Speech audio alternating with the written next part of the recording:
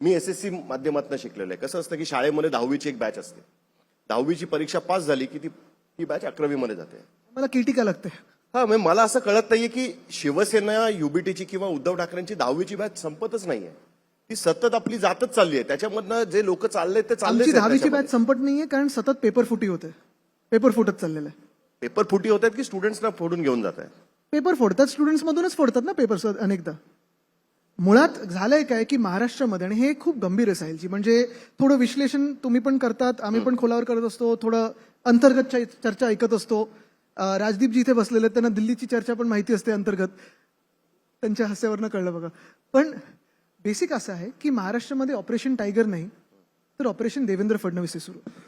आणि 2024ला एक व्यक्ती जी आमच्यातून पळून गेली होती 2022 मध्ये, धडपड करत होती की मला मुख्यमंत्री बनायचं, मला मुख्यमंत्री बनायचं, तुम्हाला एवढे पैसे मी देत असतो, भाजपला एवढे पैसे देत असतो, अमुक निवडणुकीला एवढे पैसे दिले, आता मला मुख्यमंत्री बनवा. तेव्हा काही मुख्यमंत्री होऊ शकले नाहीत कारण संघाचा पाठिंबा हे देवेंद्रजींबरोबर होता. आणि अर्थात भाजपचे स्वतःचे 130 की 135 त्यांचे आमदार आल्यानंतर एका 40 की 44 आमदार आलेल्या पक्षाला कसं मुख्यमंत्री करायचं, किती पैसे भाजपला दिले तरी. पण झालंय असं की आता 2-2.5 वर्षानंतर परत सातत्याने एक तर दरेगावमध्ये किंवा दिल्लीत जाऊन देखो ना, दिया ना मैंने पैसा, अभी ये हो रहा है, अभी वो हो रहा है, हे सगळ्याची त्यांची मिसिंग लिंक ते भरून काढतायत ना, त्यांना परत कसंही त्यांना मुख्यमंत्री बनायचं आहे. साधी गोष्ट आहे, तुम्ही आमच्यातून 6 खासदार फोडले, लॉजिकनी किंवा कॉमन सेन्सनी जर तुम्हाला तिथे 2/3 मेजॉरिटी पाहिजे भाजपकडे किंवा तुमचं मेजॉरिटी पण बनवायची असेल तर तुम्ही कोणाकडे घेणार आहे 6 खासदार? कारण तुमच्याकडे आता काय कायदा सुव्यवस्था नाहीच आहे, कुठचाही न्याय मिळत नाहीये, तर तुम्ही कोणाकडे घेणार? भाजपकडे घेणार. विचारायला कोण आहे वरती? कोणी नाहीये, तर घेणार भाजपकडे. पण भाजपकडे नाही घेतले, कुठे पाठवले त्यांनी? मिंदेंकडे पाठवले. म्हणजे मिंदेंच्या तर किती झाले? त्यांचा आपापसातला अंडरस्टँडिंग आहे ना की नाही, कुठला पक्ष कोणी फोडायचा याचं अंडरस्टँडिंग. अंडरस्टँडिंग शिवसेना युबीटी कोणी फोडायची साहिलजी, तर शिंदेनी फोडायची, काँग्रेस कोणाकडे जायचं तर भाजपकडे जाणार, हे अंडरस्टँडिंग आहे त्यांच्यामध्ये. महायुती तुम्हाला असं वाटतं की आपापसात खूप तसं नाही. मला क्लिअर अंडरस्टँडिंग दिसतं त्यांच्यामध्ये. अंडरस्टँडिंग महाराष्ट्रात नाही. तुमच्यात तर लोक निघाले. अंडरस्टँडिंग आता सचिन अय्यर बघा, उपसभापती माझं तिकडे. पूर्ण तर होऊ द्या. अंडरस्टँडिंग हे इकडे महाराष्ट्रात आणि महाराष्ट्राच्या भाजपात आणि मिंदेंमध्ये नाही. अंडरस्टँडिंग हे दिल्लीच्या भाजपातलं कोणाचं आणि महाराष्ट्रातलं कोणाचं. कारण 2 गोष्टी आहेत. मोदीजींनंतर पंतप्रधान बनणार कोण हा एक मोठा प्रश्न आहेच. आता जर तुम्ही पाहिलं तर जे मुख्यमंत्री नवीन बसवलेले आहेत, मग ते सम्राट चौधरी असतील, ते हेमंत असतील, ते सुवेंदू असतील, हे सगळे मुख्यमंत्री हे काही कोर बीजेपी नाहीये.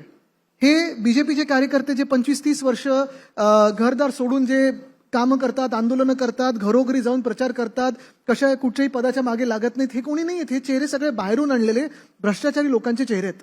का फुटले होते? तर ईडी सीबीआय मागे लागली होती किंवा पैसे देऊन विकत घेतलं म्हणून. तसंच बाहेरच्या लोकांना केला हा मुद्दा आहे की ईडी सीबीआयचा मुद्दा? पूर्ण तर करू द्या. तसंच इथे परत त्यांना देवेंद्रजी नकोत.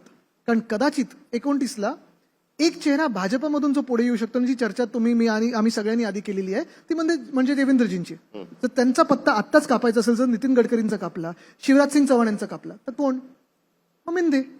आणि हे सगळे जे चालले, आम्ही कोलॅटरल आहोत. चला आमचा पक्ष फुटतो ना, आम्ही भेटत नाही, आम्ही फिरत नाही. बरं, सचिन अय्यर तर हे बोलूच नाही शकत की मी भेटत नाही, परवा पण माझ्या गाडीतच होते. पण मुद्दा हा आहे,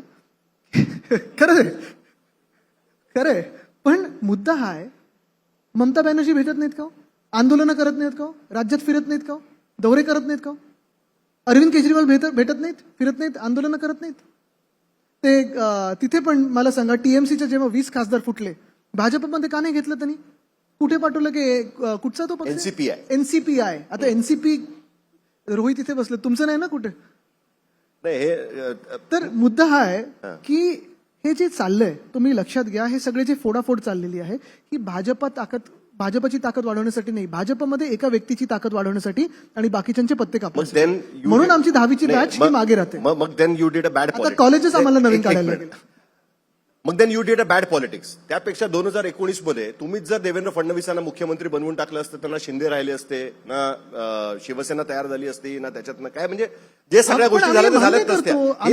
आम्ही हे मान्य करतो की आम्हाला राजकारण जमत नाही.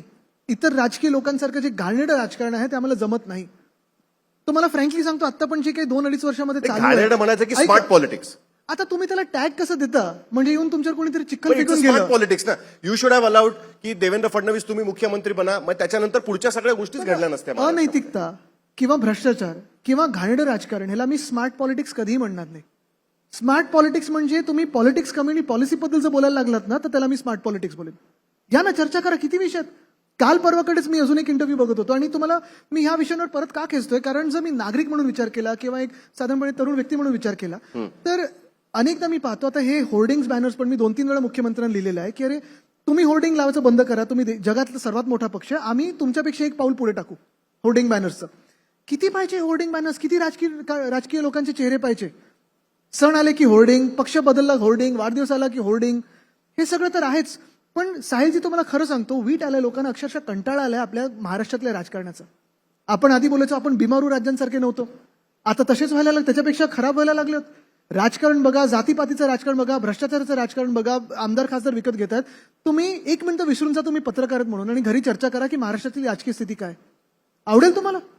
तुम्ही ही जी काही राजकीय अस्थिरता महाराष्ट्रात पाहतायत, आज गुंतवणूकदार म्हणून विचार करा की जर मला मंत्रालयात जाऊन भेटायचं असेल तर एक मुख्यमंत्री, 2 उपमुख्यमंत्री, त्यांचे व्हर्टिकल आणि हॉरिझॉन्टल लेव्हल्स कोणाला तुम्हाला पटवायला लागेल, त्याच्यानंतर तुम्ही गुंतवणूकदार म्हणून या. तुम्ही